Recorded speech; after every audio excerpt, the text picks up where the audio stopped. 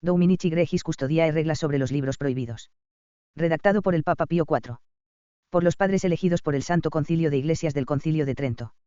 10 reglas sobre los libros prohibidos. 24 de marzo de 1564. Regla 1. Los libros de los herejes arcaicos, condenados antes de 1515 por los más altos papas o por los consejos ecuménicos y no incluidos en esta lista, deben ser considerados como condenados como lo fueron en el pasado. Regla 2.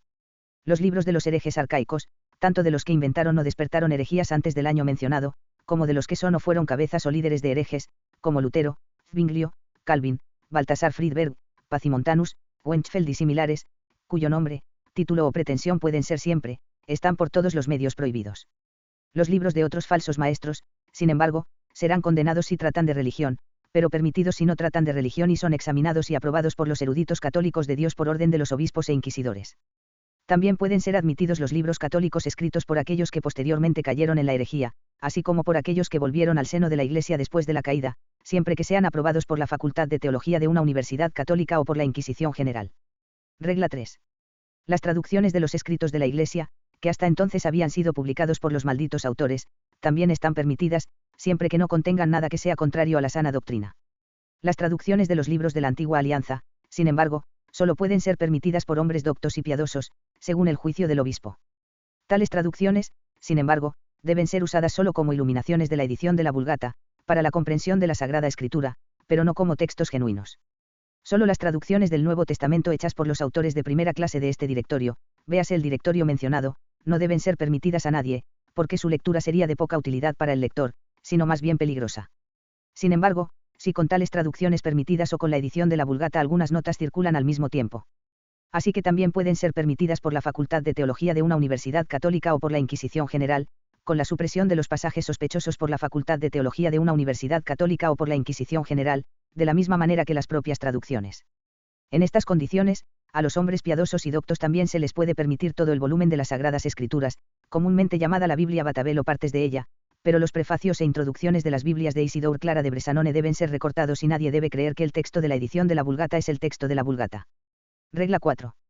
La experiencia ha demostrado que si los libros sagrados son aceptados en todas partes sin distinción en el lenguaje común, entonces, debido a la presunción del pueblo, el resultado es más desventaja que beneficio. Así pues, en esta obra se deja al juicio del obispo o del inquisidor que, con el consejo del párroco o del confesor, se permita la lectura en la lengua común de los libros sagrados traducidos por autores católicos a aquellos de los que reconocen que de esta lectura podrán sacar no un daño, sino un aumento de la fe y de la piedad. Deberían tener este permiso por escrito. En cambio, quien sin tal permiso no las lea o las posea, no podrá recibir la absolución de los pecados hasta que no haya entregado primero las Biblias al ordinario. Los libreros, sin embargo, que vendan o concedan de cualquier otro modo a quien no tenga tal permiso, Biblias escritas en lenguaje común, perderán el valor del libro, para ser usado por el obispo con fines piadosos, y, según el parecer del mismo obispo, estarán sujetos a otras penas, según la naturaleza de la falta, mientras que el clero religioso no podrá leerlas ni comprarlas más que después de haber recibido el permiso de su prelado. Regla 5. Se admiten aquellos libros que a veces surgen por el esfuerzo de autores heréticos, pero a los que estos autores no tienen nada o poco de propio, pero en los que han recogido los dichos de otros, como enciclopedias, concordancias, dichos, parábolas, listas y similares, en cuyo caso lo que se añade a ellos, por ejemplo, lo que necesita purificación, se suprime o mejora al mismo tiempo según el consejo del obispo e inquisidor y estudioso católico de Dios. Regla 6. Los libros que tratan en lenguaje común de los asuntos de disputa entre los católicos y los falsos maestros de nuestro tiempo no deben ser permitidos en todas partes, pero deben ser observados con respecto a ellos de la misma manera que se prescribe con respecto a las Biblias escritas en lenguaje común. Pero en cuanto a los que están escritos en un lenguaje común sobre el modo de vida correcto, visión de la vida y argumentos similares, no hay razón para prohibirlos si contienen una sana doctrina. Lo mismo ocurre con las conferencias a la gente que se dieron en el lenguaje común.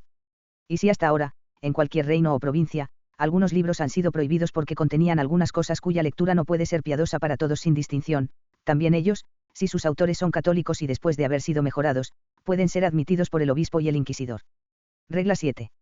Los libros que tratan, dicen o enseñan cosas que son realmente viles o vergonzosas serán ciertamente prohibidos, y cualquiera que los guarde será severamente castigado por los obispos, especialmente porque no solo la fe sino también la moral, que se corrompen fácilmente al leer tales libros, debe ser tenida en cuenta. Los viejos libros escritos por los paganos, por el contrario, son admitidos por la elegancia y peculiaridad del lenguaje, pero no deben ser leídos en virtud de ninguna manera. Regla 8.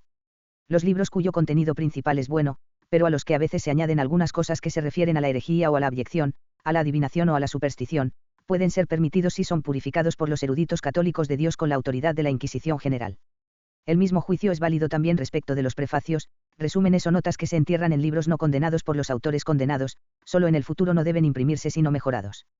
Regla 9.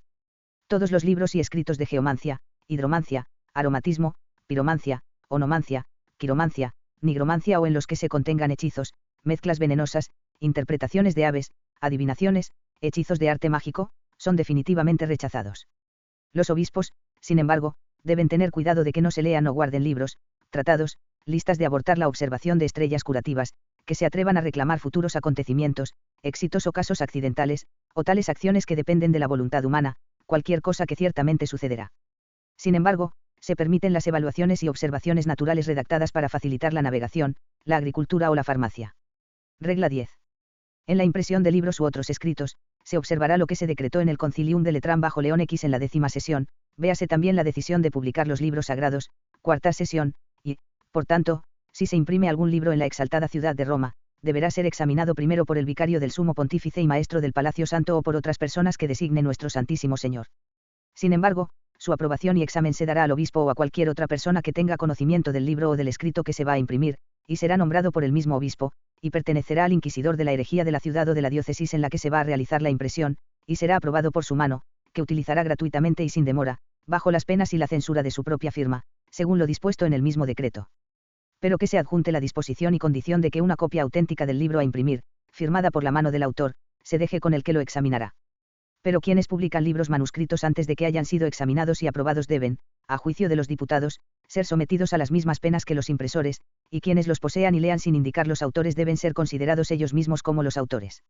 La aprobación de los libros de esta clase, en cambio, debe darse por escrito y preceder auténticamente al libro escrito o impreso, y la aprobación y el examen y el resto deben ser gratuitos. Además, en cada ciudad y diócesis, las casas o lugares donde se practica el arte de la imprenta y las bibliotecas de libros en venta deben ser visitadas con frecuencia por las personas designadas a tal fin por el obispo o por su vicario y por el inquisidor de la herejía, en las que no se imprime, vende o guarda nada prohibido. Todos los libreros y todos los vendedores de libros deben tener en sus bibliotecas una lista de los libros en venta que posean, con la firma de dichas personas, y no deben poseer o vender o entregar por cualquier medio, sin el permiso de las mismas personas que deben ser secundadas para este fin, bajo la pena de la pérdida de libros y otras penas que se impongan según la opinión de los obispos o inquisidores. Sin embargo, los compradores, lectores o impresores serán castigados de la misma manera según la opinión de los expertos. Y si alguien trae cualquier libro a una ciudad, si está obligado a mostrárselo a los mismos delegados, o si se designa un lugar público para los bienes de esta clase, los funcionarios de ese lugar indicarán a las personas que hayan sido notificadas que se han traído libros. Pero nadie se complacerá en entregar a alguien para que lea un libro que él o alguien más haya traído a la ciudad, o en venderlo o prestarlo de cualquier manera, hasta que lo haya mostrado y haya recibido el permiso para hacerlo de las personas a las que va a delegar, o a menos que no se sepa notoriamente que es un libro ya permitido a todos. Lo mismo observan los herederos y albaceas de las últimas voluntades, de modo que deben presentar los libros dejados por el difunto o su lista a las personas que van a ser depuestas y obtener su permiso antes de que puedan utilizarlos o transferirlos de cualquier manera a otras personas. En todo esto y en cualquier otro caso, los mismos obispos o inquisidores, según su opinión, ordenarán el castigo de la pérdida de los libros o cualquier otro castigo, según la naturaleza de la insubordinación o de la acción. En cambio, en lo que respecta a los libros que los padres diputados hayan examinado o limpiado, o entregado para su limpieza, o permitido su reimpresión bajo ciertas condiciones, tanto los libreros como los demás observarán lo que se sepa que estos han decretado. Sin embargo, los obispos o los inquisidores generales son libres, según la autoridad que tengan, de prohibir aquellos libros que, según estas reglas, les sea permitido prohibir por él, si consideran que esto es beneficioso en sus reinos o provincias o diócesis. Además, por orden de nuestro Santo Señor, la Secretaría de los Diputados ha dado por escrito al notario de la Santa Inquisición General de Roma los nombres de los libros que han sido purificados por los mismos diputados y aquellos a los que han conferido esta provincia. Finalmente, sin embargo, se ordena a todos los creyentes que nadie debe disfrutar de la lectura o de la tenencia de libros en violación de la disposición de estas reglas o de la prohibición de este directorio. Y si alguien lee o guarda libros de falsos maestros o escritos de cualquier autor, que están condenados y prohibidos por herejías o por la sospecha de falsa doctrina, cae inmediatamente en la condena de la excomunión. Por otra parte, todo aquel que lea o guarde libros prohibidos bajo otro nombre, además de ser culpable de un grave pecado que le aqueje, debe ser severamente castigado según el juicio de los obispos. Redactado por el Papa Pío IV. 24 de marzo de 1564.